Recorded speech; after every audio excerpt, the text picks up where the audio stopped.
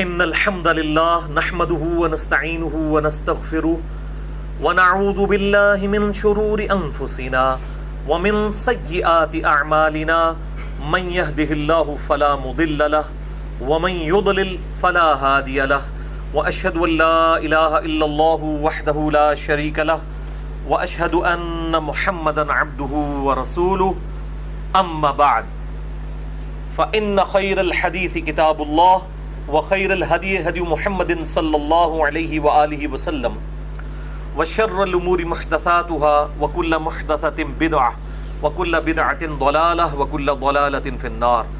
أعوذ بالله السميع العليم من الشيطان الرجيم من همزه ونفخه ونفثه. بسم الله الرحمن الرحيم. رب اشرح لي صدري ويسر لي أمري واحلل عقدة من لساني يفقهوا قولي. بسم الله الرحمن الرحيم.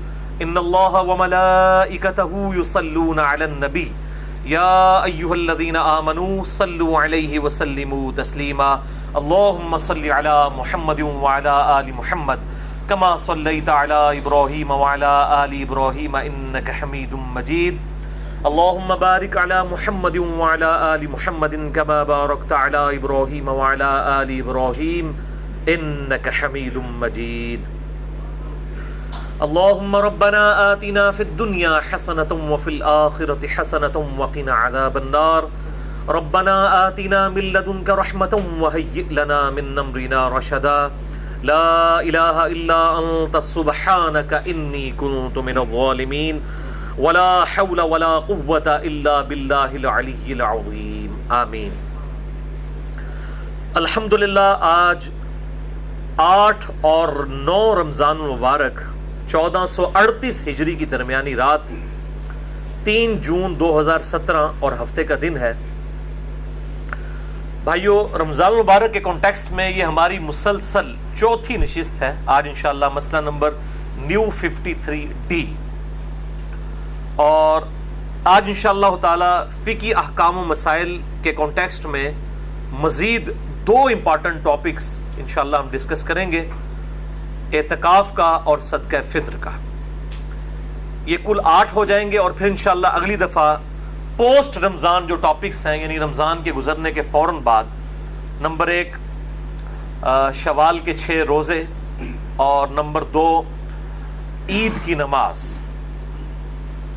اس کے صحیح فقہی احکام و مسائل کیا ہیں، یہ انشاءاللہ ہم اگلی دفعہ ڈسکس کریں گے.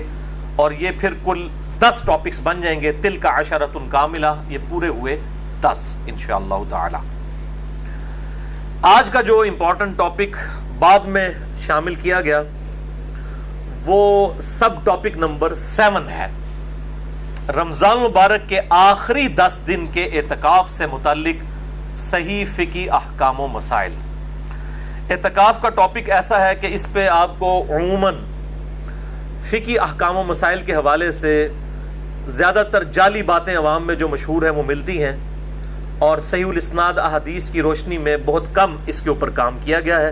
لہٰذا میں نے ارادہ کیا کہ اس ٹاپک کو بھی ایک انٹلیکچوئل طریقے سے ریکارڈ کروا دیا جائے. بھائیو، عربی زبان میں اعتکاف کہتے ہیں چمٹ جانے کو، یا سمجھ لیں دھرنا دینے کو. یہ پاکستان والا دھرنا نہیں ہے، اللہ کی بارگاہ میں دھرنا دینا.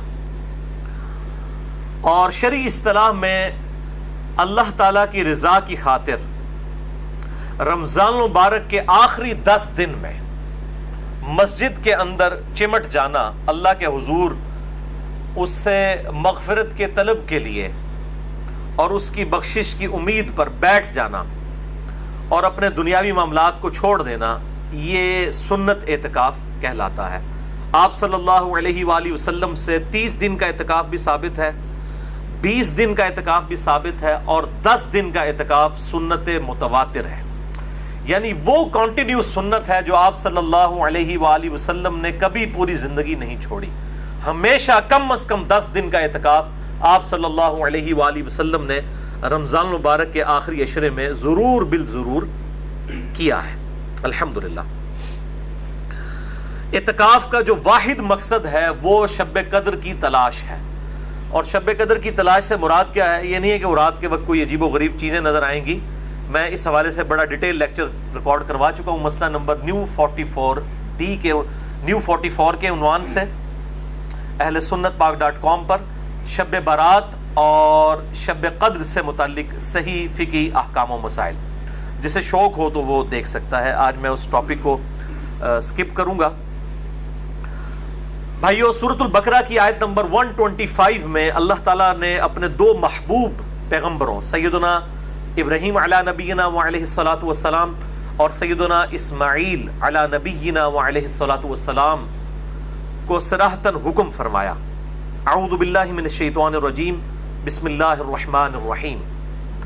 وعہدنا الی ابراہیم و اسماعیل، اور ہم نے عہد لیا تھا ابراہیم علیہ السلام سے اور ان کے بیٹے اسماعیل علیہ السلام سے، ان طہر بیتی للطائفین والعاکفین والرکع السجود، کہ میرے گھر کو پاک صاف رکھنا، اس گھر کے متولی بننا اور اس کی صفائی کا خیال رکھنا۔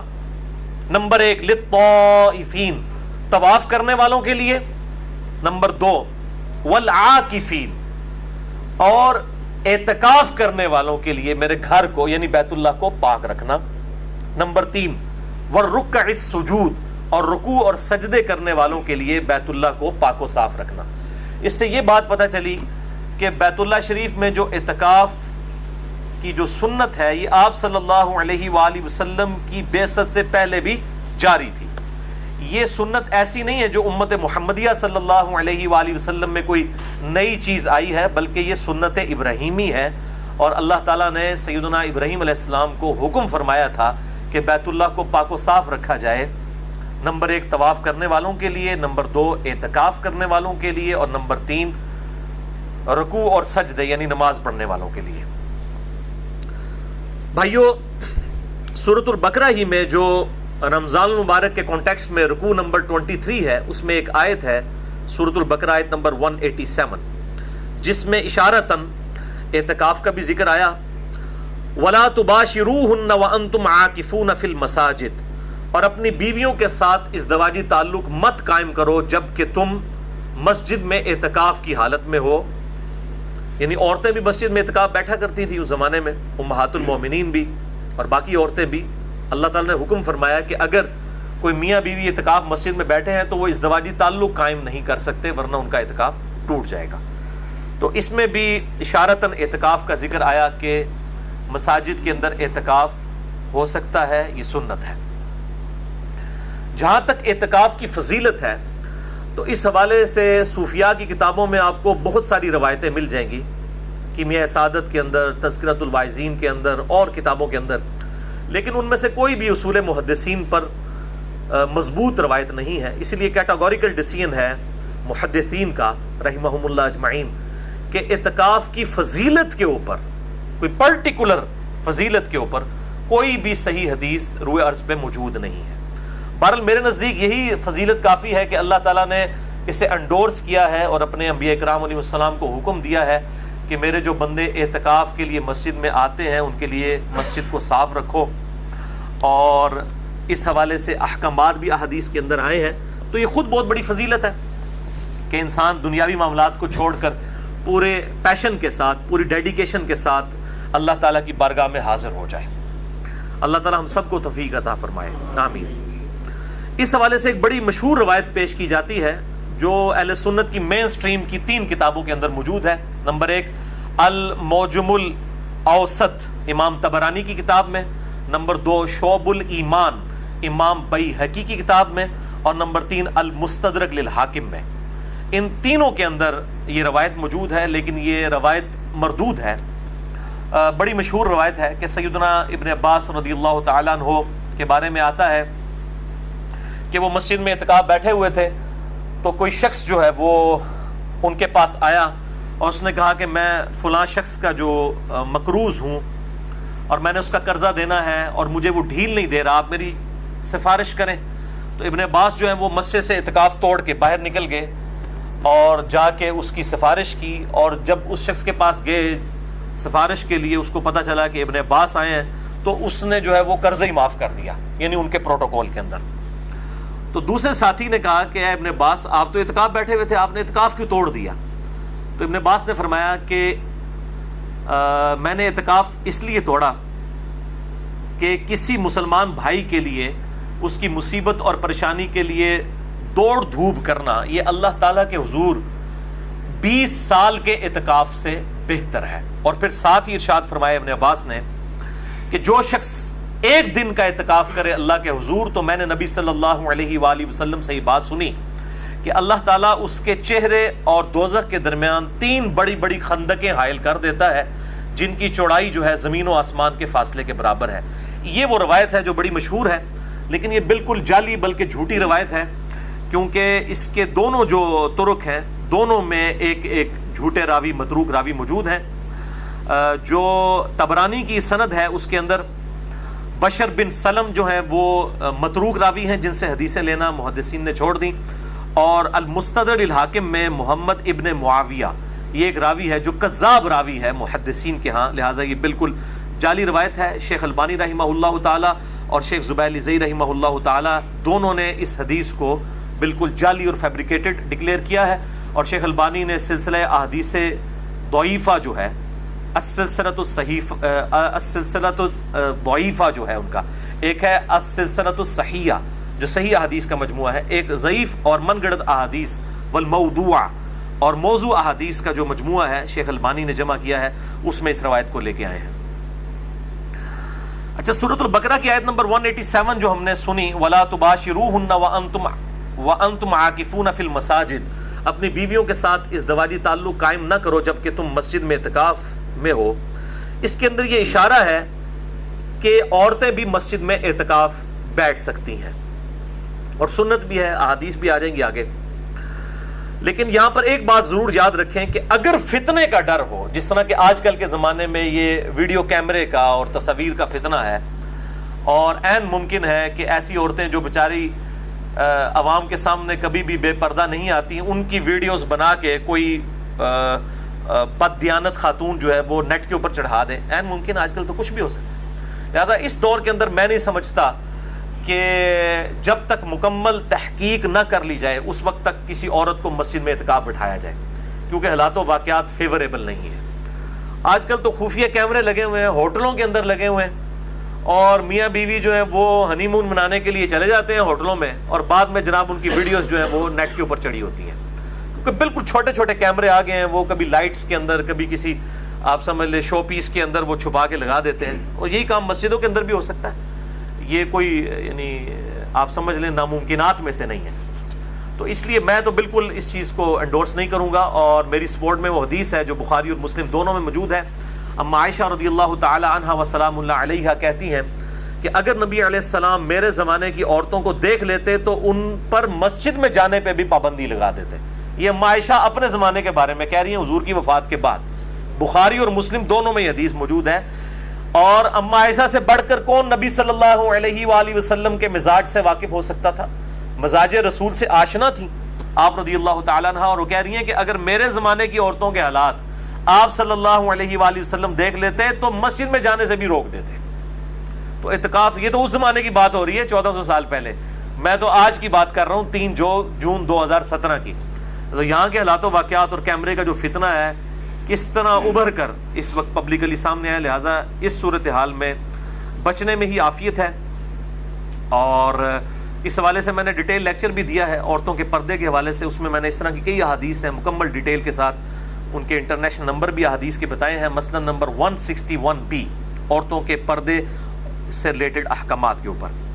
لہٰذا میں اجتہاداً یہ سمجھتا ہوں کہ آج کے دور کے اندر اگر مسجد بیت کے اندر یعنی گھر میں جو مسجد ڈکلیئر کی جاتی ہے، اور بخاری و مسلم میں کئی احادیث ہیں کہ کئی صحابیات تھیں جو آپ صلی اللہ علیہ وآلہ وسلم کے پاس حاضر ہوتی تھیں کہ یا رسول اللہ آپ ہمارے گھر میں آ کے ایک کونے میں نماز پڑھ لیں، ہم اس گھر کے حصے کو مسجد ڈکلیئر کر دیں۔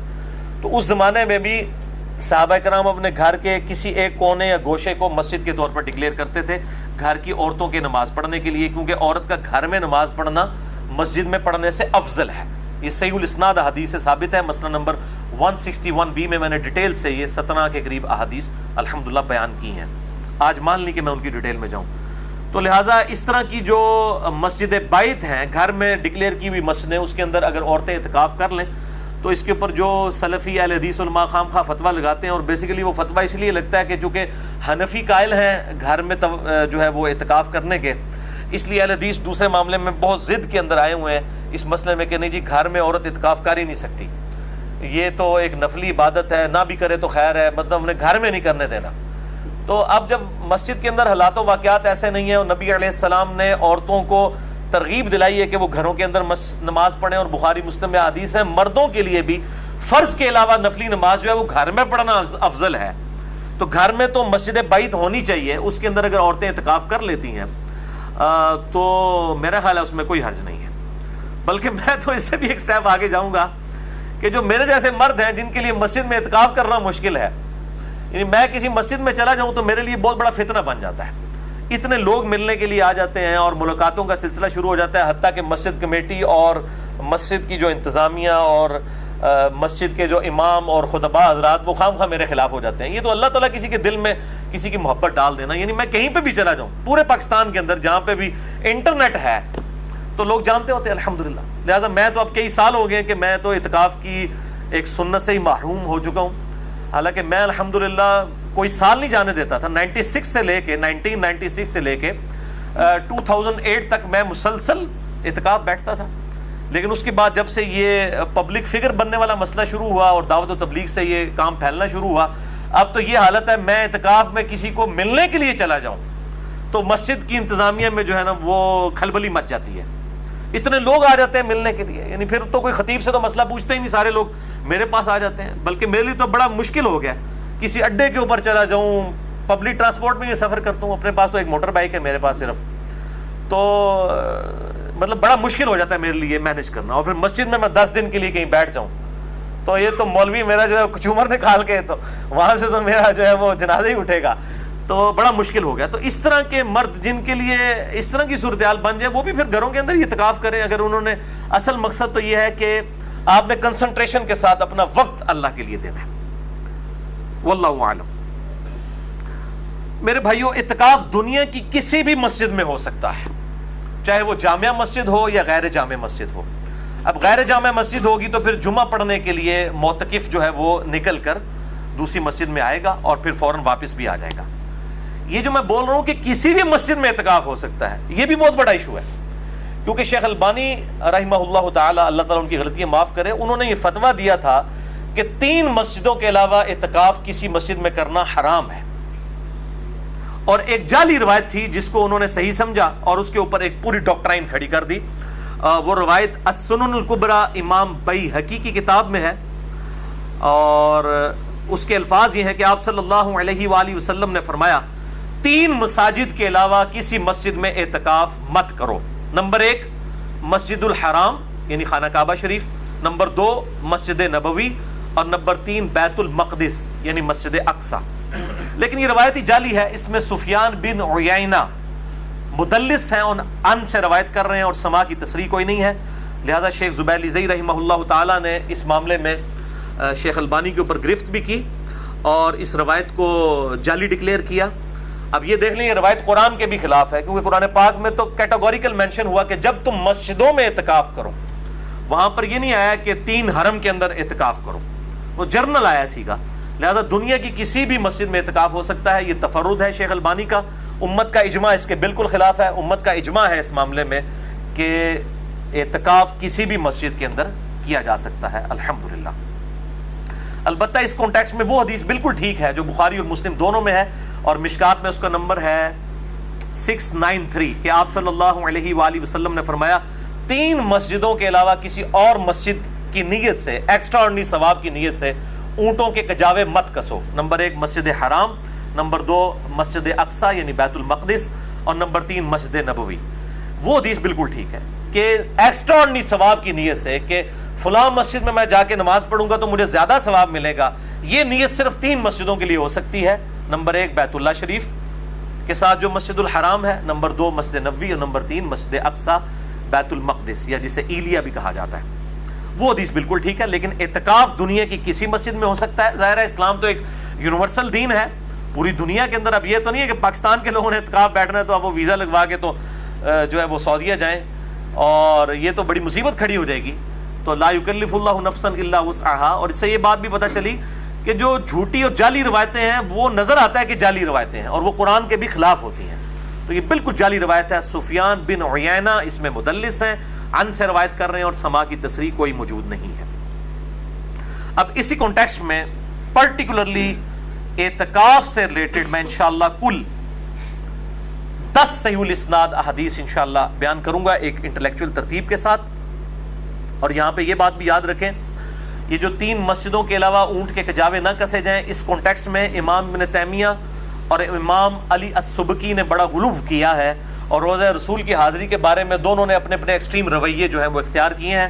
میں نے اس پہ الگ سے ایک لیکچر ریکارڈ کروا دیا ہے، مسئلہ نمبر 54D، قبر رسول کی حاضری کے اوپر صلی اللہ علیہ وآلہ وسلم۔ 54C بھی ہے، 54D بھی ہے۔ 54D میں نے جو ہے وہ بڑی ڈیٹیل کے ساتھ روایتیں قبر رسول کی حاضری سے ریلیٹڈ بیان کی ہیں، اور 54C کے اندر میں نے امام ابن تیمیہ جو سلفیوں کے امام ہے اور دوسری طرف امام علی السبکی، دونوں ایک ہی زمانے میں گزرے ہیں اور دونوں شیخ الاسلام ہیں۔ یہ اندازہ کریں، یہ شیخ الاسلام کا لقب جو ہے نا، جس کا جو دل کرتا ہے وہ لگاتا ہے۔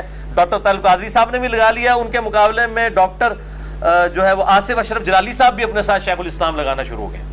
یہ شیخ الاسلام یا شیخ الاسلام یہ لقب جو ہے یہ بڑا سستا ہو گیا۔ تو وہاں پہ ایک ہی زمانے میں 2 امام ہیں، وہ دونوں شیخ الاسلام امام ابن تیمیہ ہیں اور شیخ الاسلام امام علی السبکی ہیں، دونوں ایک ہی زمانے کے ہیں، ایک صوفیوں کے امام ہیں ایک سلفیوں کے۔ دونوں نے قبر رسول صلی اللہ علیہ وآلہ وسلم کی حاضری کے معاملے میں غلو کیا ہے، اور میں نے دونوں کا رد کر کے اہل سنت کا جو منہج درمیان میں ہے مسئلہ نمبر 54C کے اندر بیان کیا ہے، جسے شوق ہو تو وہ دیکھ سکتا ہے۔ بہرحال اب اعتکاف کے کانٹیکسٹ میں کل 10 صحیح الاسناد احادیث میں انشاءاللہ بیان کروں گا ایک انٹلیکچوئل ترتیب کے ساتھ، الٹ ٹپ ایٹ رینڈم نہیں ہے، میں نے بڑی محنت سے ان کو ترتیب دیا ہے، اور میں انشاءاللہ ان کے نمبرز بھی ساتھ ساتھ انٹرنیشنل بتاتا جاؤں گا، اور جو احادیث مشکات کے اندر ہے میں انشاءاللہ مشکات کے نمبر بھی بتاؤں گا۔ اور مشکات کو میں نے ڈکلیئر کیا ہے، مشکات از دا انسائکلوپیڈیا آف حدیث، اہل سنت کی مین سٹریم کی کم از کم 13 کتابوں کا یہ مجموعہ ہے، بخاری، مسلم، ترمذی، ابو داؤد، نسائی، ابن ماجہ، الموطا امام مالک، مسند احمد، سنن الکبریٰ البیہقی، المستدرک للحاکم، اور کئی کتابوں کی یہ نوٹس ہیں۔ 6294 احادیث کا مجموعہ، امام ولی الدین تبریزی المتوفی 748 ہجری، آج سے 800 سال پہلے یہ انہوں نے کتاب لکھی، شیخ زبیلی زئی رحمہ اللہ تعالیٰ کی تحکیم تخریج کے ساتھ۔ اہل سنت پاک.com ہماری ویب سائٹ کے اوپر 3 PDF اس کے رکھے ہیں، جسے شوق ہو تو وہ ضرور ڈاؤن لوڈ کر کے اسے پڑھیں، میں اس کے نمبر بھی ساتھ ساتھ بتاؤں گا۔ اور یہ چونکہ سیکنڈری بک ہے مشکات، اس کے فٹ میں آپ کو پرائمری کتابوں کے نمبرز بھی مل جائیں گے۔ یہ میں اس لیے حوالہ دیتا ہوں کہ آپ کو اتنی کتابیں لینے کی بجائے 3 PDF رکھ لیں، تو آپ یہ سمجھ لیں جس طرح وہ نوکیا کا موبائل یوزر فرینڈلی ہے نا، احادیث کی کتابوں میں سب سے یوزر فرینڈلی جو حدیث کی کتاب ہے یہ مشکات المصابیح ہے الحمدللہ۔ اس لیے میں نے پورا لیکچر اس کے اوپر دیا ہے، مسئلہ نمبر 111B، مشکات المصابیح کا مکمل تعارف۔ اعتکاف کے حوالے سے پہلی حدیث بخاری اور مسلم دونوں میں ہے، مشکات میں اس کا نمبر ہے 2097۔ اما عائشہ رضی اللہ تعالیٰ عنہ کہتی ہیں کہ نبی صلی اللہ علیہ وآلہ وسلم رمضان المبارک کے آخری عشرے میں اعتکاف فرمایا کرتے تھے حتیٰ کہ آپ کی وفات ہو گئی، یعنی ہمیشہ آپ نے اعتکاف کیا، اور آپ کی وفات کے بعد آپ کی ازواج مطہرات یعنی آپ کی بیویاں بھی مسجد نبوی کے اندر اعتکاف فرمایا کرتی تھیں۔ دوسری حدیث صحیح بخاری میں ہے، مشکات میں 2099، کہ نبی صلی اللہ علیہ وآلہ وسلم کو ہر سال 1 مرتبہ قرآن کا دورہ کروایا جاتا تھا، لیکن جس سال آپ صلی اللہ علیہ وآلہ وسلم کی وفات ہوئی اس سال سیدنا ابو ہریرہ کہتے ہیں کہ آپ صلی اللہ علیہ وآلہ وسلم کو 2 دفعہ دورہ کروایا گیا، یعنی حضرت جبرائیل سامنے بیٹھ کے قرآن سنا کرتے تھے، 2 دفعہ دورہ کروایا گیا، اور آپ صلی اللہ علیہ وآلہ وسلم ہر سال 10 دن کا اعتکاف فرمایا کرتے تھے رمضان مبارک میں، لیکن جس سال آپ کی وفات ہوئی اس سال آپ نے 20 دن کا اعتکاف فرمایا۔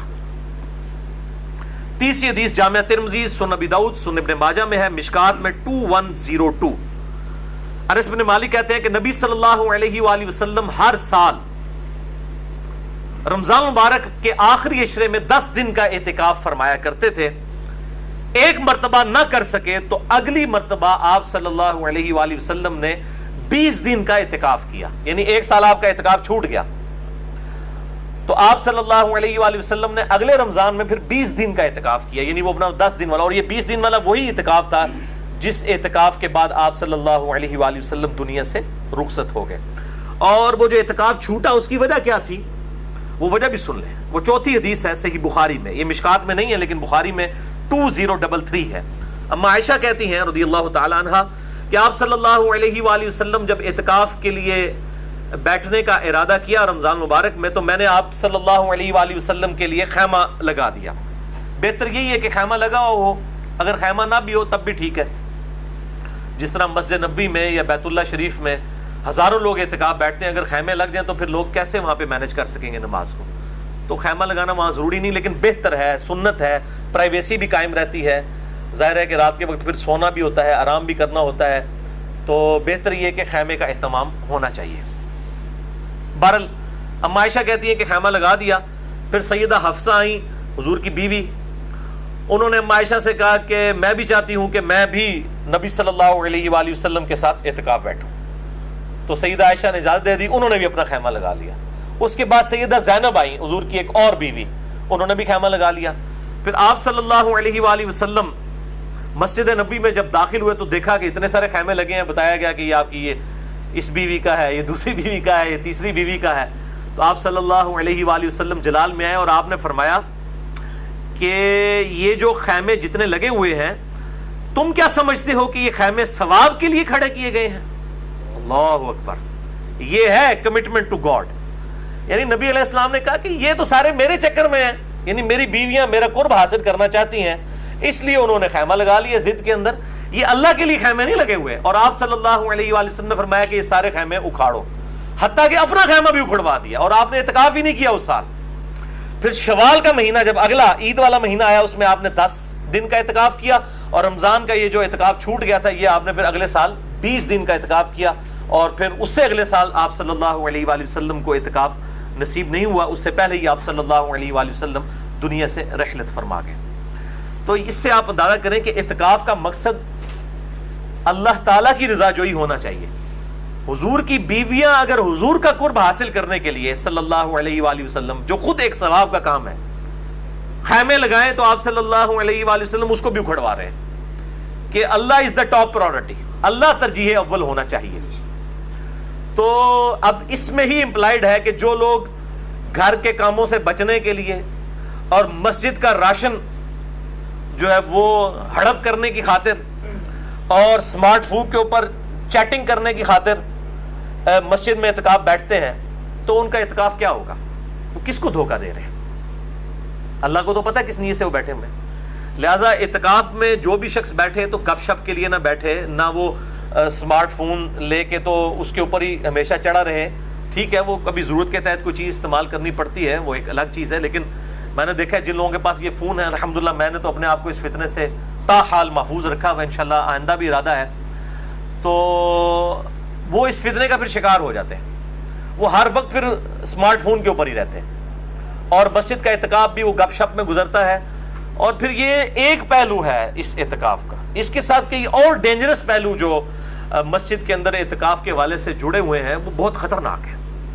مطلب میں نے خود اعتکاف کئی دفعہ کروایا 1999 میں، آج آپ دیکھ لیں 3 جون 2017 ہے، تو میں آج سے 18 سال پہلے کی بات کر رہا ہوں۔ میں نے باقاعدہ یعنی ایک بہت بڑے لیول کا اعتکاف جس میں کم از کم 400-500 لوگ بیٹھے ہوئے تھے، اس وقت میں دعوت اسلامی میں تھا، سبز پگڑی باندھا کرتا تھا، تو یہ ہمارے جیلم شہر کے اندر ہی 1999 کا اعتکاف میں نے خود مینج کروایا ہے، اور کس طرح مصیبت ہمارے لیے بن گئی تھی، خصوصاً یہ جو چھوٹے بچے اعتکاف میں بیٹھے ہوتے ہیں، اور وہاں پہ بھی جو لوگ بدنیتی کے ساتھ مسجد میں بیٹھے ہوتے ہیں وہ عجیب و غریب قسم کی پھر حرکتیں کرتے ہیں بچوں کے ساتھ، حتیٰ کہ یہ صورتحال ہو گئی تھی کہ ہم رات کے وقت لائٹیں آن کر کے سلاتے تھے سب کو، یعنی 400-500 بندہ مسجد میں سویا ہوا ہے، مسجد میں، اور ہمیں یہ ڈر ہے کہ ان لوگوں کے فتنے سے بچوں کو بچایا جائے، تو لائٹیں آن کر کے رات کے وقت سلایا جاتا تھا۔ اور یہ میں مطلب ایک کسی خاص مکبہ فکر کی نہیں بات کر رہا، تمام طرف یہی حال ہے الا ماشاء اللہ۔ اور باقی مطلب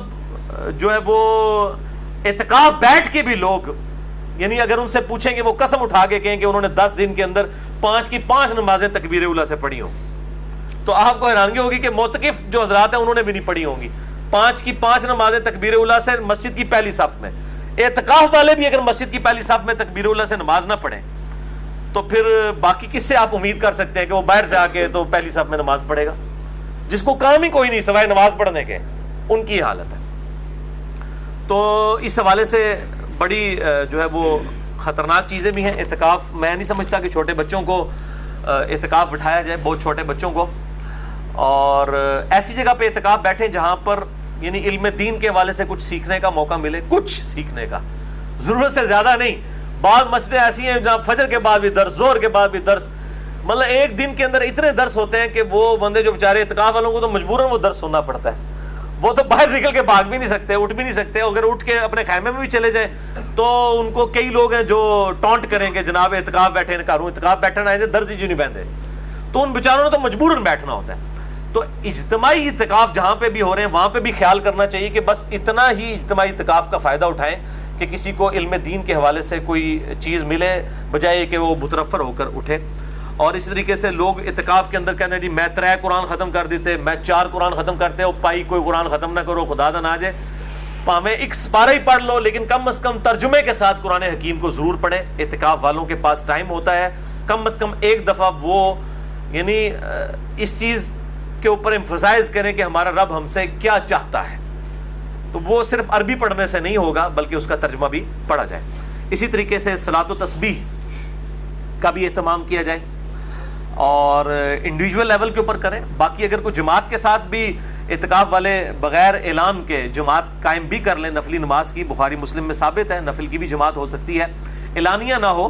یعنی وہ اس طرح اشتہار لگے ہوتے ہیں فلاں مسجد میں اعتکاف کی جماعت اتنے بجے ہوگی صلاۃ و تسبیح کی, وہ غلط ہے.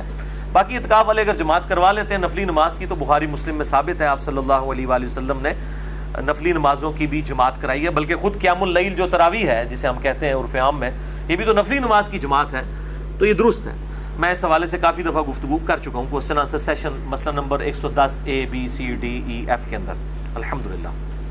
5ویں حدیث بھی بخاری اور مسلم دونوں میں ہے, مشکات میں 2104 کہ نبی صلی اللہ علیہ وآلہ وسلم جب اعتکاف کا ارادہ فرماتے تو فجر کی نماز پڑھ کے خیمے میں داخل ہوتے تھے 20 رمضان المبارک کو. لیٹ سے لیٹ بھی آپ 20 رمضان کی مغرب سے پہلے غروب آفتاب سے پہلے مسجد میں جا سکتے ہیں. لیکن بہتر یہی ہے کہ 20 رمضان المبارک کو صبح کے وقت, یہ میں 21 رمضان کی بات نہیں کر رہا, 20 کی, جس کی شام کو لوگ دوڑ کے پہنچ رہے ہوتے ہیں, اسی کی فجر کے وقت افضل یہی ہے کہ خیمے میں آپ داخل ہو جائیں. یہ آخری ہے ایز اے لاسٹ ریزارٹ کہ 20 رمضان کی مغرب سے پہلے آپ مسجد میں داخل ہو جائیں. بہتر یہی ہے کہ فجر کے بعد جو سنت بھی ہے.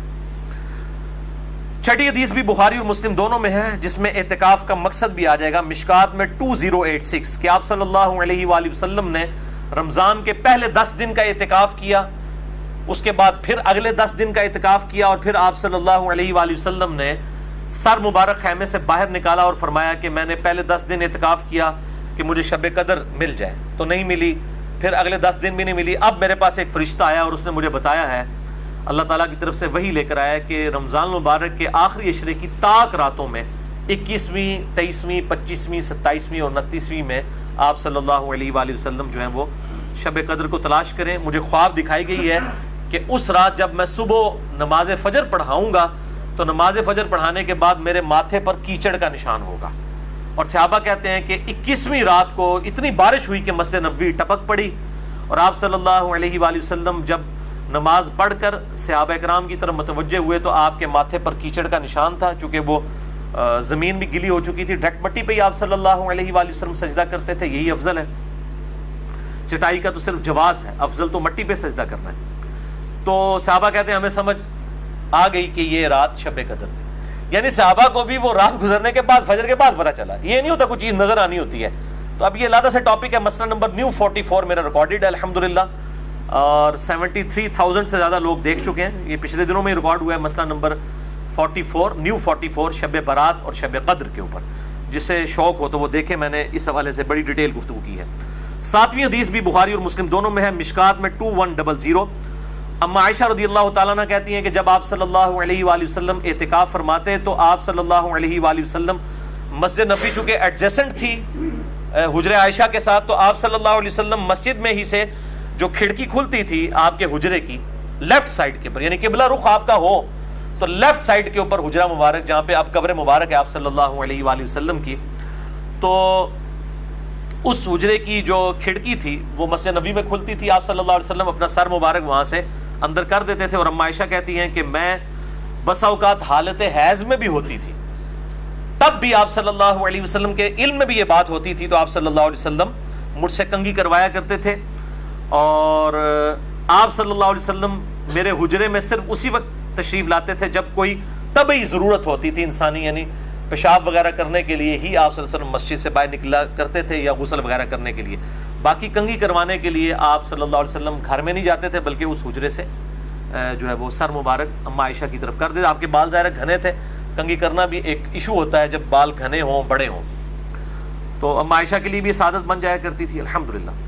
تو یہ جو طبی ضرورت کے الفاظ ہیں ام عائشہ کے، تو طبی ضرورت میں کھانا پینا، غسل کرنا، اسی طریقے سے ٹوائلٹ، یہ ساری کی ساری چیزیں طبی ضرورت ہیں. ان کے لیے آپ اپنے گھر بھی آ سکتے ہیں اگر مسجد میں انتظام نہ ہو.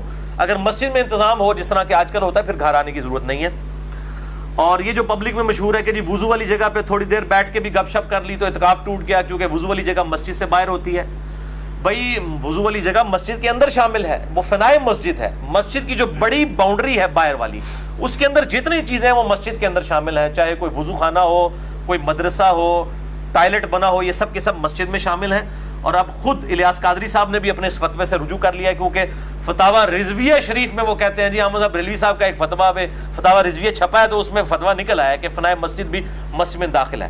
ورنہ ہم جب دعوت اسلامی میں تھے تو اگر کوئی بندہ وہ صابن سے چہرہ بھی دھو لیتا تھا نا وضو والی جگہ پہ، تو کہتے ہیں اعتکاف ٹوٹ گیا، کیونکہ صابن تو ضرورت میں سے نہیں ہے. اور فرض کے علاوہ غسل کرنے کے لیے کوئی باہر چلا گیا تو اس کا بھی اعتکاف ٹوٹ گیا.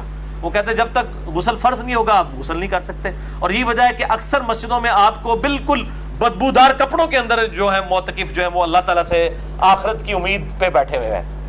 یعنی اسلام جو کہ صفائی نصف ایمان ہے، صحیح مسلم میں حدیث ہے 534 نمبر صحیح مسلم کے اندر انٹرنیشنل نمبر کے مطابق کہ صفائی نصف ایمان ہے، وہ مسلمان جو ہے مسجد کے اندر بدبو پھیلا رہا ہے. اور بخاری مسلم میں حدیث ہے کہ مسجد میں جو ہے وہ پیاز بھی نہ، کچا پیاز اور لہسن کھا کے نہ جاؤ کہ بدبو نہ آئے. آپ نے اعتکاف والے اگر 500-600 بندے اجتماعی اعتکاف میں بدبودار بٹھائے ہوئے ہیں جن کو نہ آپ غسل کرنے دے رہے ہیں نہ کپڑے بدلنے دے رہے ہیں گرمیوں میں، جس طرح آج کل جون کے اندر روزے ہیں، تو اور جی وہ فرض غسل کے علاوہ باہر نہیں نکل سکتا، کپڑے نہیں بدل سکتا، ناخن نہیں کاٹ سکتا، بھائی سب کچھ کر سکتا ہے، کوئی ممانعت نہیں ہے. روزانہ کپڑے بدلے، روزانہ 10 دفعہ بے شک نہ آئے. میں نے تو حدیث سے ثابت کیا کہ آپ صلی اللہ علیہ وآلہ وسلم تو اپنا روزہ ٹھنڈا کرنے کے لیے بھی نہایا کرتے تھے، جسم کے اوپر گیلا کپڑا رکھا کرتے تھے. تو صاف رہنا یہ اولین ترجیح ہے. وہ کہتے ہیں جی جس کپڑے میں اعتکاف بیٹھے گا اسی میں اس کو اٹھنا ہے. انا للہ و انا الیہ راجعون. کوئی ایسا مسئلہ نہیں ہے، یہ سب کی سب چیزیں بالکل جعلی بنائی ہوئی ہیں. المصنف ابن ابی شیبہ میں ایک پورا چیپٹر ہے جس میں صحابہ کرام تابعین کے فتاوی موجود ہیں کہ وہ معتکف جو ہے وہ ایون اگر جامعہ مسجد نہیں ہے تو جمعہ پڑھنے کے لیے بھی اپنی مسجد سے نکل کے دوسری مسجد میں جا سکتا ہے. ایون یہاں تک ہے کہ کسی کا جنازہ بھی پڑھنے کے لیے جا سکتا ہے جبکہ وہ فالتو کسی کے پاس کھڑا نہ ہو. بعض تابعین کے نزدیک مریض کی عیادت کے لیے بھی جا سکتا ہے، جنازہ پڑھنے کے لیے بھی جا سکتا ہے، اس کا اعتکاف نہیں ٹوٹے گا. تو الحمدللہ دین کے اندر آسانی ہے. ایسا نہیں ہے کہ وہ خام خواہ ایک چیزیں مشہور کر دی ہوئی ہیں اور یہ خام خواہ لوگوں نے معاملات کو بگاڑ دیا ہے. 8ویں حدیث بھی بخاری اور مسلم دونوں میں ہے اور یہ مشکات میں نہیں ہے. بخاری میں اس کا نمبر ہے 2035، مسلم میں 5680. یہ بہت کریٹیکل حدیث ہے، میں نے اگلے دن بیان بھی کی تھی اپنے ای میلز کے حوالے سے بھی. سیدہ صفیہ بنت حیی بن اخطب رضی اللہ تعالی عنہا وسلام اللہ علیہا حضور کی بیوی تھی. یہ اعتکاف کی حالت میں حضور کو ملنے کے لیے آئیں. آپ صلی اللہ علیہ وآلہ وسلم اعتکاف بیٹھے ہوئے تھے، رات کے وقت میں مسلم شریف کے الفاظ ہے کہ ملنے کے لیے آئیں. اب رات آج کل کی رات نہیں تھی کہ اسٹریٹ لائٹس ہیں، بالکل گھپ اندھیرا ہے. آپ صلی اللہ علیہ وسلم کافی دیر تک ان کے ساتھ باتیں کرتے رہے. پھر آپ صلی اللہ علیہ وسلم ان کے ساتھ بڑی دور چلے گئے ان کو گھر چھوڑنے کے لیے. واپسی پہ آپ نے دیکھا کہ 2 انصاری اصحاب کھڑے ہیں جو آپس میں گفتگو کر رہے ہیں. آپ صلی اللہ علیہ وآلہ وسلم نے ان کو اپنی طرف متوجہ کیا اور آپ صلی اللہ علیہ وسلم نے فرمایا کسی سوچ کی ضرورت نہیں ہے، یہ میری بیوی صفیہ تھی جو مجھ سے ملنے آئی تھی. آپ نے اپنی کلیریفیکیشن دی. یہاں پہ کہتے ہیں نہیں حکمران کلیریفیکیشن نہیں دے سکتا عوام کو, مولوی اپنے فالوورز کو نہیں کلیریفیکیشن دے سکتا. حضرت صاحب نے فرما دیا, بس جو کچھ کر دیا. حضرت صاحب تو غلط ہو ہی نہیں سکتے. نبی علیہ السلام اپنی کلیریفیکیشن اصحاب کو دے رہے ہیں اور کہہ رہے ہیں کہ کسی کو سوچنے کی ضرورت نہیں ہے. میری بیوی صفیہ تھی جس کو میں چھوڑنے کے لیے گھر تک گیا تھا, تو صحابہ کرام نے کہا سبحان اللہ یا رسول اللہ. یہ یعنی ایک کلمہ جو ہے وہ حیرانگی کا بولا جاتا تھا. اللہ پاک ہے, ہم آپ کے بارے میں کب ایسا گمان کر سکتے ہیں. تو آپ صلی اللہ علیہ وآلہ وسلم نے فرمایا بے شک شیطان خون کی طرح بدن میں دوڑتا ہے, مجھے خطرہ ہوا کہ تمہیں بدگمانی میں نہ ڈال دے. لیڈر کی یہ ذمہ داری ہے کہ اپنی طرف سے کلیریفیکیشن دے. میں نے بھی اپنی کلیریفیکیشن کے اوپر 4 لیکچر دیے ہیں, مثلا number 124 A B C D. اس وقت کئی لوگ کہہ رہے تھے کیا ضرورت ہے بھئی, یہ سنت ہے اپنی کلیریفیکیشن دینا. پھر ہر نٹی گٹی کی نہیں دینی ہوتی, موٹی موٹی کلیریفیکیشن دے دی جائیں تو صورتحال بالکل کلیئر ہو جاتی ہے کہ کیا حق ہے اور کیا باطل ہے. نویں حدیث سنن ابن ماجہ میں ہے, مشکات میں 2107. نبی صلی اللہ علیہ وآلہ وسلم جب اعتکاف فرماتے تو توبہ کے ستون کے پیچھے آپ علیہ السلام کے لیے بستر بچھا دیا جاتا یا چارپائی لگا دی جاتی. یہ توبہ کا ستون آج بھی مسجد نبوی میں موجود ہے, جسے استوانۃ التوبہ کہتے ہیں. ایک صحابی نے اپنے آپ کو مسجد نبوی کے ستون کے ساتھ باندھ لیا تھا, پروٹیسٹ کرتے ہوئے کہ جب تک میری توبہ قبول نہیں ہوگی اللہ تعالیٰ وحی کے ذریعے نبی علیہ السلام کو نہیں بتائے گا. تو میں نے تو یہ یہاں پہ دھرنا دیا ہوا ہے, اور پھر اللہ تعالیٰ کی طرف سے وحی نازل ہوئی. وہ آج بھی ستون التوبہ کے نام سے مشہور ہے. مسجد نبوی کے کچھ ستون آپ کو علیحدہ سے جو سبز جالیاں ہیں نا ان کی طرف نظر آئیں گے. ایک تو سنہری جالیاں ہیں وہ قبلہ رخ کی طرف ہے, ایک لیفٹ کے اوپر جو ہے وہ آپ قبلے کی طرف آپ کا چہرہ ہو تو محراب جو نبی صلی اللہ علیہ وسلم کا محراب ہوا کرتا تھا وہ اب تو انہوں نے بیچ میں لیا ہوا ہے, مسجد میں 4-5 صفحے آگے شفٹ ہو چکے ہیں, بلکہ اس سے بھی زیادہ. لیفٹ سائڈ کے اوپر جو ہے گرین کلر کی جالیاں ہیں, ان کے پاس آپ کو علیحدہ سے جو ہے وہ ستون عائشہ بھی نظر آ جائے گا, ستون التوبہ بھی نظر آ جائے گا, مختلف ستون. تو وہاں پر آپ صلی اللہ علیہ وسلم کے لیے بستر بچھایا جاتا یا چارپائی لگائی جاتی. اس سے یہ بھی بات پتہ چلی کہ مسجد میں اعتکاف والا چارپائی بھی لگا سکتا ہے. بعض لوگ ہیں جن کو کمر کا ایشو ہوتا ہے, اب یہ اگر وہ بیچارے اپنی چارپائی اٹھا کے مسجد میں لے جائیں تو ہو سکتا ہے یہاں تو علماء اس کو بڑا مایوب سمجھے, شاید اس کو نکال ہی دیں کہ مسجد ہے کہ تو اتنے کے بیڈ لا لے اپنا آ کے, ہو سکتا ہے.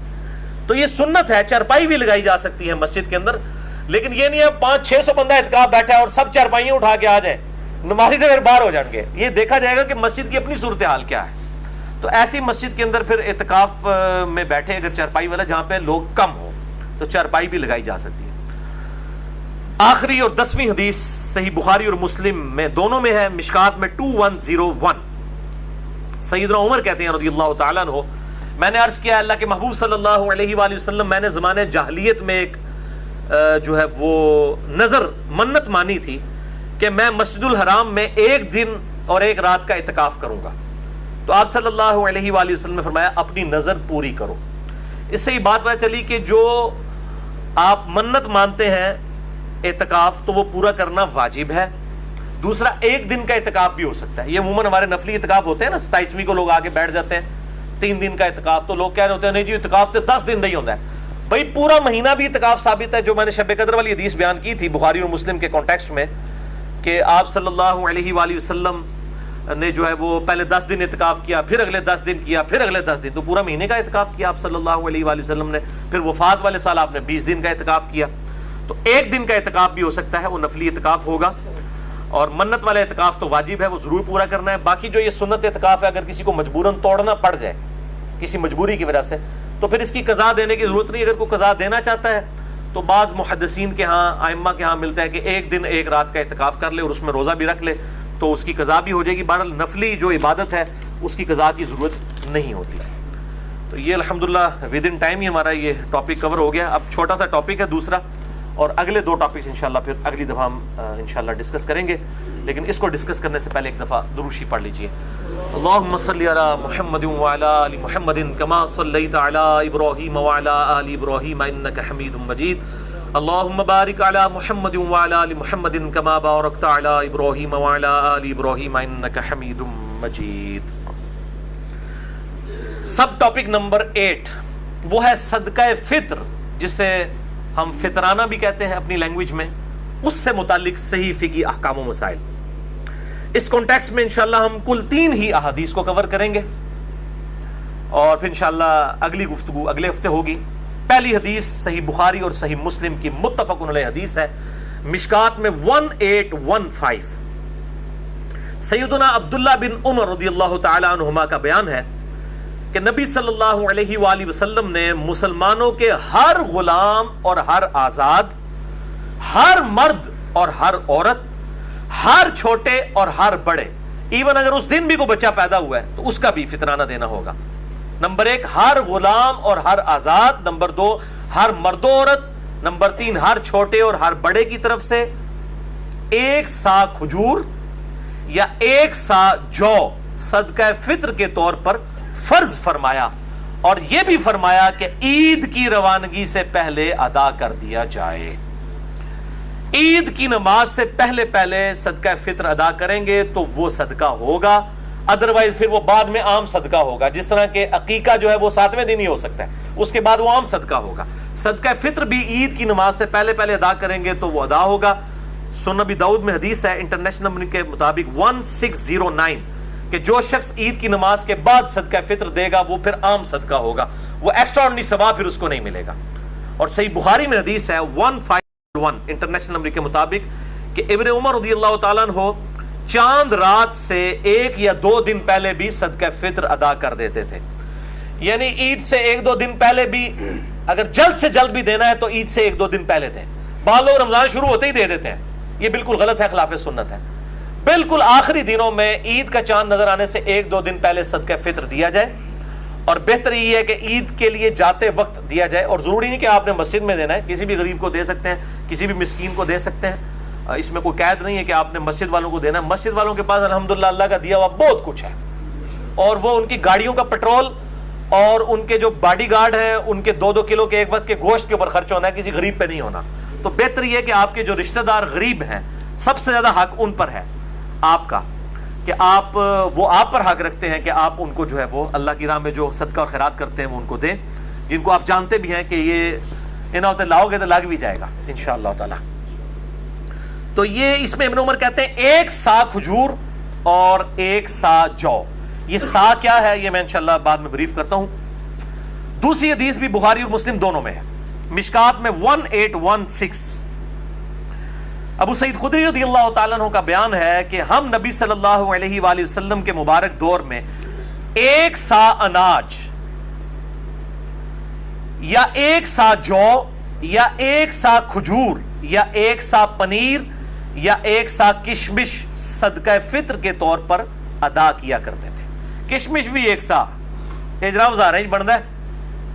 یہ سا کیا ہے؟ یہ ایک میجرمنٹ کا انسٹرومنٹ تھا جس کو آپ سمجھ لیں جس طرح آج کل ایک لیٹر کا ماپ ہوتا ہے نا, دودھ ناپ کے دیتے ہیں, وہ ایک خاص برتن ہوتا ہے. اس طرح ایک ٹوپا, ایک سمجھ لیں لکڑی کا بنا ہوا ایک برتن حجاز کے اندر, مکہ مدینہ میں باقی جگہ پہ بھی استعمال ہوتا تھا, اس سے سا کہتے تھے. سواد الف عین سا, 1 سا وہ پیمانہ تھا میجرمنٹ کا. 1 سا کے اندر 4 مد ہوا کرتے تھے. جس طرح آپ سمجھ لیں آج کل 1 کلو گرام میں 4 پاؤ ہوتے ہیں, 4 پاؤ مل کے 1 کلو گرام بنتا ہے. اس وقت 4 مد مل کے 1 سا بنتا تھا. یہ مد وہی ہے جو بخاری اور مسلم میں حدیث ہے, جس کا کانٹیکسٹ صحیح مسلم میں ہے. انٹرنیشنل نمبر کے مطابق صحیح مسلم میں 6488 کہ جب عبد الرحمن بن عوف رضی اللہ تعالیٰ عنہ کو خالد ابن ولید نے ایک دفعہ گالی دے دی جھگڑے کے دوران, تو آپ صلی اللہ علیہ وآلہ وسلم نے حضرت خالد ابن ولید کو بلا کے ڈانٹا اور فرمایا, خالد تو میرے صحابہ کو گالیاں دیتا ہے. حالانکہ خالد بھی صحابی تھے, لیکن آپ نے فرق کر دیا کہ جو لوگ گولڈن پیریڈ میں اسلام لے کے آئے اور جو اسلام پر جب مشکل وقت تھا اس وقت اسلام لے کے ان میں فرق ہے. خالد تو بہت بعد میں مسلمان ہوئے, صلح حدیبیہ کے بھی بعد. اس وقت تو سب لوگ اسلام قبول کر رہے تھے کیونکہ جو ہے وہ آپ سمجھ لیں ٹلٹ ہو چکا تھا قبلہ آپ صلی اللہ علیہ وآلہ وسلم کی طرف, کہ آپ کو غلبہ حاصل ہو گیا تھا. تو فرمایا تو میرے اصحاب کو گالیاں دیتا ہے. آپ نے فرمایا اب تم میں سے اگر کوئی شخص احد پہاڑ کے برابر بھی سونا خیرات کر دے. یہ خالد ابن ولید کو کہا, صحیح مسلم 6488. یہ آدھی حدیث بیان کرتے ہیں میرے اصحاب کو گالی مت دو. یہ پوری حدیث اس طرح کہ میرے اصحاب کو گالی مت دو, اب تم میں سے یعنی خالد ابن ولید اور بعد کے لوگ جو مسلمان ہوئے ہیں یا فتح مکہ پہ معافیاں مانگ کے جو طلقاء جن کی جان بخشی کر کے ان کا اسلام قبول کیا گیا, ابو سفیان اور معاویہ رضی اللہ تعالی عنہم اجمعین, ان لوگوں نے اگر احد پہاڑ کے برابر سونا بھی خیرات کر دیا، اور میرے صحابی عبد الرحمن بن عوف جو سینئر ہے، انہوں نے اگر ایک مد گندم بھی خیرات کی نا اللہ کے حضور، تم اس کو بھی نہیں بلکہ اس کے آدھ کو بھی نہیں پہنچ سکتے۔ ان مد سمجھ آیا جائے، ایک سا کے اندر 4 مد، اور مد کے آدھے کو بھی نہیں پہنچ سکتے بعد کے لوگ۔ یہ ہمیں حدیثیں سنا رہے ہوتے ہیں، یہ ہے ہی بیسیکلی ان اصحاب کے بارے میں جو بعد میں مسلمان ہوئے ہیں۔ ہم تو ظاہر ہے ہم تو کچھ بھی نہیں ہے نا، لیکن اصل میں پورا کانٹیکسٹ اس حدیث کا بتانا چاہیے۔ تو یہ وہ مد ہے، ایک سا میں 4 مد ہوئے، میم دال مد۔ آج کی ڈیٹ میں ایک سا جو ہے وہ 234 تولہ بنتا ہے۔ تولہ پوری دنیا کے اندر استعمال ہو رہا ہے۔ ایک تولہ جو ہے وہ 11.664 11.664 گرام کے برابر ہوتا ہے ایک تولہ۔ تو ایک تولے کو آپ ضرب دیں 234 کے ساتھ، ایک جو تولے کے ایکویلنٹ گرام بنے ہیں، یعنی 11.664 کو ضرب دیں 234 کے ساتھ، یہ ایک سا آج کی ڈیٹ میں یعنی 3 جون 2017 جو اب ہمارا پیمانہ چل رہا ہے، ایک سا جو ہے یہ 2730 گرام بنتا ہے۔ 2730 گرام، 2730 گرامز، یہ تقریباً آپ سمجھ لیں اس کو راؤنڈ آف کریں تو 3 کلو بن جاتا ہے، 3 کلو گرام، یعنی 3000 پورا ہوتا تو یہ 3 کلو بن جاتا۔ تو آج کی ڈیٹ میں ایگزیکٹ اگر بات کریں گے تو ایک سا جو ہے وہ 2730 گرام ہے، اور اگر راؤنڈ آف کریں تو تقریباً 3 کلو گندم یا جو یا 3 کلو کھجور۔ اب کھجور ہی جو اچھی کھجور ہے وہ 200-250 روپے کلو ہے، تو 200 روپے کلو بھی لگائیں تو 600 بنتا ہے۔ اور گندم بھی جو آپ کھا رہے ہیں، یہ نہیں ہے کہ آپ جو ہے وہ، میں جس طرح میں تو دیسی گندم استعمال کرتا ہوں، وہ تقریباً 55 روپے کلو ہمیں آٹا پڑتا ہے، لیکن عام مارکیٹ ریٹ 40 روپے کلو بھی ہے۔ تو جو آپ استعمال کر رہے ہیں اس کا، اور یہ بھی جو انگلینڈ کے اندر اور جو امریکہ کے اندر جو لوگ جو ہے وہاں پہ رہتے ہیں، وہ ادھر اپنے ماں باپ کو کہہ رہے ہوتے ساڑھی طرفوں دے دو جی، نہ بھائی، تو اڈی کیلکولیشن ہوتے مطابق ہوئے گی۔ جو آپ کو وہاں پر ریٹ مل رہا ہے، جو آپ کا اناج کا ریٹ ہے ڈالرز کے اندر یا پاؤنڈز کے اندر، اس کے مطابق آپ کو دینا ہوگا۔ آپ کیلکولیٹ کریں کہ 3 کلو گرام اناج کا ریٹ جو ہے گندم کا یا جو کا جو ریٹ بنتا ہے، یا کشمش کا، یا جو بھی آپ دینا چاہیں، اس میں آپشن ہے، جو مرضی آپ دے سکتے ہیں۔ اگر کوئی امیر آدمی ہو کشمش دے دے، وہ تو ہزاروں میں بن جائے گا، تو وہ اس کے مطابق دے گا۔ اور یہ الحمدللہ ایک سا کے اوپر پوری امت نے اجماع کیا ہے۔ اب تھوڑی کڑوی باتیں آنے لگی ہیں۔ پوری امت نے اجماع کیا ہے کہ ایک سا جو اناج ہے یہ دیا جائے گا صدقہ فطر کے طور پر، الحمدللہ، چاہے وہ اناج گندم کی شکل میں ہو، چاہے وہ جو کی شکل کے اندر ہو، چاہے وہ آپ سمجھ لیں کھجور ہو، بلکہ بخاری مسلم میں منقع بھی آیا ہے، منقع ہو، کوئی اور چیز ہو، کشمش ہو، سب کے سب جو ہے وہ اس میں دیں گے۔ لیکن ہمارے جو احناف حنفی بھائی ہیں وہ کہتے ہیں جی آدھا سا بھی چل جائے گا اگر گندم ہوگی، اور وہ اس چیز کو جو ہے نا وہ پروپیگیٹ کرتے ہیں۔ اس لیے ان کی آپ کیلکولیشن دیکھیں نا، وہ انہوں نے پہلی تو بات ہے کہ وہ سا ہی غلط کیلکولیٹ کیا ہوا ہے، وہ آدھا کر کے بھی ان کا 2.5 کلو بن رہا ہوتا ہے، ان کا سا جو ہے وہ 5 کلو کا ہے، شکر ہے پھر بھی وچ قریب آ ہی جاندے ہیں ربو ہی بچ کے۔ تو ایک سا کو انہوں نے آدھا کر دیا ہوا ہے، وہ کہتے ہیں نہیں جی ایک سا ہے کھجور کے لیے، جو کے لیے اور کشمش پنیر کے لیے، لیکن اگر گندم دیں گے پھر آپ آدھا سا بھی دے سکتے ہیں۔ اچھا، اب اہل حدیث جو ہے وہ ان کے اوپر چڑھائی کر رہے ہوتے ہیں، کہتے ہیں جی دیکھیں جی حنفیوں نے دین ہی بدل دیا ہے، اور وہ جعلی روایتیں ابو داؤد ترمذی کے اندر، واقعی وہ جھوٹی روایتیں ہیں کہ آپ صلی اللہ علیہ وآلہ وسلم نے فرمایا کہ گندم جو ہے وہ آدھا سا بھی دی جا سکتی ہے۔ وہ تو تمام محدثین کے ہاں جعلی روایت ہے، کوئی ایکسیپٹیبل نہیں ہے، اور بخاری مسلم سے وہ ٹکرا رہی ہے۔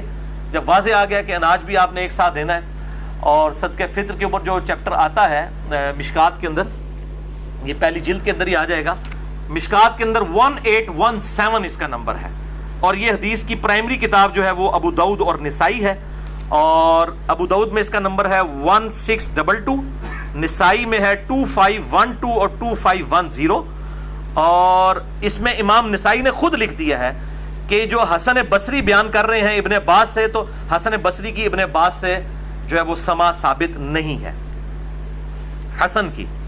اب یہ حسن بصری ہوں گے، جب حدیث کی ٹرم میں حسن مراد لیا جاتا ہے جو حسن بصری کوئی، تو یہ وہ بیان کر رہے ہیں یہ منقطع روایت ہے. اس میں یہ الفاظ موجود ہیں کہ نصف سا گندم بھی دی جا سکتی ہے، اور کھجور 1 سا ہوگی، اور اسی طریقے سے جو بھی 1 سا ہوگی، لیکن جو گندم ہے وہ نصف سا.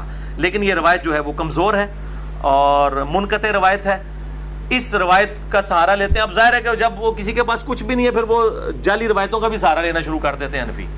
تو بیسیکلی مسئلہ یہ نہیں ہے کہ یہ ضعیف روایتوں کا سہارا لے رہے ہیں، اصل مسئلہ گل وچ کوئی اور ہے. یہ جو امت کے اندر بدعت جاری ہوئی ہے نا سا کو نصف کرنے کی، یہ حضرت معاویہ ابن ابی سفیان رضی اللہ تعالیٰ عنہ کی جاری کردہ بدعت ہے. یہ ہے اصل وچ گل اور کوئی، وہ میں انشاءاللہ ٹروتھ ریویل کرنے لگا ہوں. اور پچھلے رمضان کی بات ہے، یہاں میں ایک اہل حدیث مسجد میں فجر کی نماز کے بعد وہ درس دیتے تھے، ایک اہل حدیث عالم دین. تو وہ درس دے کے جب فارغ ہوئے صدقہ فطر پہ دے رہے تھے، عید آنے والی تھی، تو وہ حنفیوں کے اوپر گرج رہے تھے، جناب یہ دیکھیں یہ نصف سا کے قائل ہیں، احادیث کہتی ہیں کہ پورا 1 سا دینا ہے، اور یہ ہے وہ ہے. ان لوگوں نے دیکھیں دین کے اندر کس طرح کی ملاوٹ کر دی ہے. جب وہ درس کر کے فارغ ہوئے میں نے ان سے سلام لیا، میں نے کہا حضرت صاحب یہ آپ جو حنفیوں کے اوپر گرجے ہیں، حنفیوں بیچاروں کا تو کوئی قصور نہیں ہے، ان تک تو دین ٹیمپرڈ فارم میں پہنچا ہے، گل وچ کوئی اور ہے، اندر دی گل کوئی اور ہے. تو میں نے کہا کہ آپ کو پتہ ہے کہ یہ اس امت میں کس شخص نے اس سنت کو بدلا ہے اور یہ بدعت جاری کی ہے نصف سا گندم والی. تو ان کا چہرہ فک ہو گیا، کیونکہ جب میں بات کر رہا ہوں سننے والا اہل حدیث عالم ہو تو اس کو فوراً سگنل آنے شروع ہو جاتے ہیں کہ گل وچ کوئی اور ہے. تو وہ کہنے لگے کہ ہاں جی مجھے پتا ہے. میں نے کہا کون ہے بتائیں نا عوام کو، کیوں نہیں بتا رہے؟ آپ نے آدھا درس دیا ہے، کل اس طرح کریں دوبارہ درس دیں اور لوگوں کو بتائیں کہ اس سنت کو کس نے بدلا ہے. وہ جی ہم تو صحابہ کرام کے بارے میں بول نہیں سکتے. میں نے کہا صحابہ کرام نہیں یار، ایک بندہ ہے، آپ نے اس کو صحابہ کرام کہہ دیا، ایک کے لیے سنگولر کا صیغہ استعمال کریں، آپ جمع کا صیغہ کیوں استعمال کرتے ہیں؟ یہ زیادہ سے زیادہ 4 بندے ہیں، حضرت معاویہ ہیں، حضرت مغیرہ ابن شعبہ ہیں، عمر بن عاص ہیں، اور بسر بن ابی ارطا. یہ 4 بندے ہی ہیں، اور صحابہ کرام وہ تو ہزاروں میں ہیں. ان 4 کو آپ نے ریپریزنٹیٹو کیسے بنا دیا؟ بنانا ہے تو حق 4 یار کو بنائے، ابو بکر، عمر، عثمان و علی کو رضی اللہ عنہم اجمعین.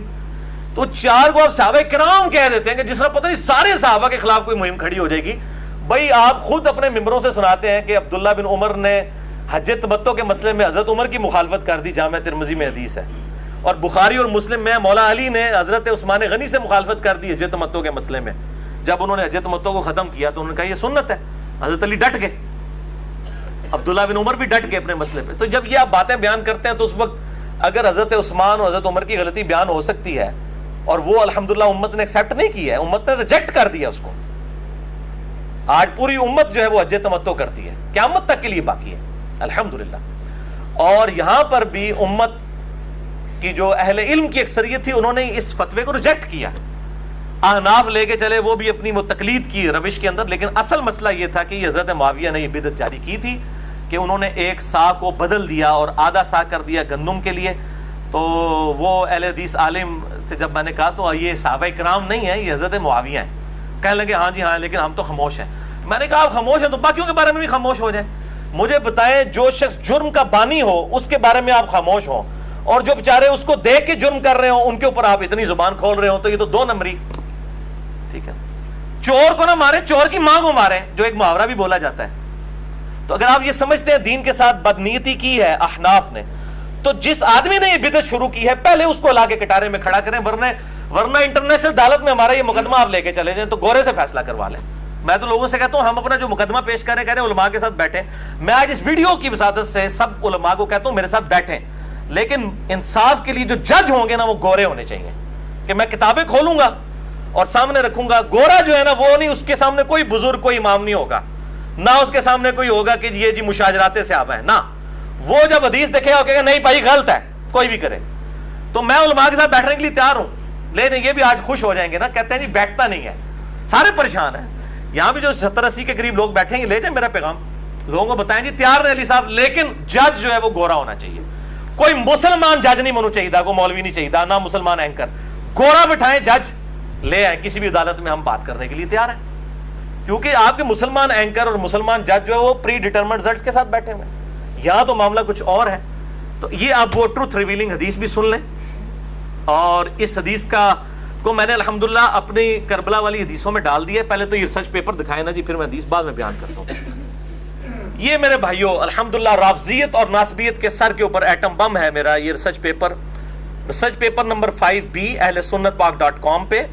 واقعہ کربلا کا حقیقی پس منظر 72 صحیح الاسناد احادیث کی روشنی میں اہل سنت کی مین سٹریم کی کتابوں سے، جس میں بخاری، مسلم، ابو داؤد، ترمذی، نسائی، ابن ماجہ اور باقی کتابیں ہیں.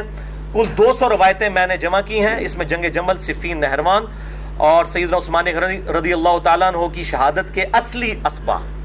یہ جعلی پس منظر یا خیالی پس منظر نہیں ہے ناسبیوں کا یا رافضیوں کا، یہ حقیقی پس منظر ہے. اور الحمدللہ یہ کہتے ہیں عربی میں، یہ میں نے پہلے عربی میں لکھا، اس کے بعد اردو ترجمہ ہوا، پھر ہندی ہوا، پھر انگلش. یہ 4 زبانوں میں انٹرنیشنل پمفلٹ ہے. ahlsunnatpak.com پہ آپ تقریباً 25 MB کی فائل ہے، ڈاؤن لوڈ کر سکتے ہیں. اردو میں ہارڈ کاپیز بھی آپ کو لیکچر کے اینڈ پہ مل جائیں گی. ہزاروں کی تعداد میں ہم اسے پرنٹ کرتے ہیں الحمدللہ. اس ریسرچ پیپر پہ یہ صدقہ فطر کو بدلنے کی بدعت والا جو معاملہ تھا یہ کب شروع ہوا، اس ریسرچ پیپر پہ میں نے 29 نمبر کے اوپر اس حدیث کو لیا ہے. الحمدللہ ابو سعید خدری رضی اللہ تعالیٰ عنہ کے کانٹیکسٹ میں انہوں نے روایت کی ہے. بخاری میں اس کا نمبر ہے 1508 اور مسلم شریف میں پوری ڈیٹیل ہے. صحیح مسلم 2284 انٹرنیشنل نمبر ہے اس کا. کہ ابو سعید خدری رضی اللہ تعالیٰ عنہ کہتے ہیں کہ ہم نبی صلی اللہ علیہ وسلم کی مبارک زندگی میں رمضان کا فطرانہ ہر چھوٹے بڑے آزاد و غلام کی طرف سے 1 سا اناج، اشیاء خرد و نوش، 1 سا پنیر یا 1 سا جو یا 1 سا کھجور یا 1 سا منقع دیا کرتے تھے. یہ سنت جاری رہی. یہ الفاظ دیکھیں، سنت بدلی بعد میں، یہ سنت جاری رہی حتیٰ کہ جب حضرت معاویہ شام سے حج یا عمرہ کرنے کے لیے تشریف لائے. یہ حضرت معاویہ کے دور ملوکیت کا واقعہ ہے. تو انہوں نے منبر پر لوگوں سے خطاب فرمایا اور کہا کہ میں سمجھتا ہوں کہ شام کی گندم کے 2 مت یعنی آدھا سا، نصف سا، یہ 1 سا کھجور کے برابر ہے. چنانچہ اندھے نو کی چاہیے 2 اکھاں، اندھے نو کی چاہیے 2 اکھاں، اندھے کو 2 آنکھیں ہی چاہیے نا، وہاں تے لائی لگ ہوندی ہے. چنانچہ لوگ وہی کرنا شروع ہو گئے. اس پر ابو سعید خدری رضی اللہ تعالیٰ عنہ نے فرمایا کہ میں تو ویسے ہی سنت کے مطابق جو فطرانہ ہے پورا سا ہی نکالا کروں گا جیسا کہ آج تک نکالتا آ رہا ہوں. ابو سعید خدری نے مخالفت کر دی. انہوں نے کہا نہ، یہ سنت میں نہیں بدلنے دوں گا. بہر لوگ تلائی لگ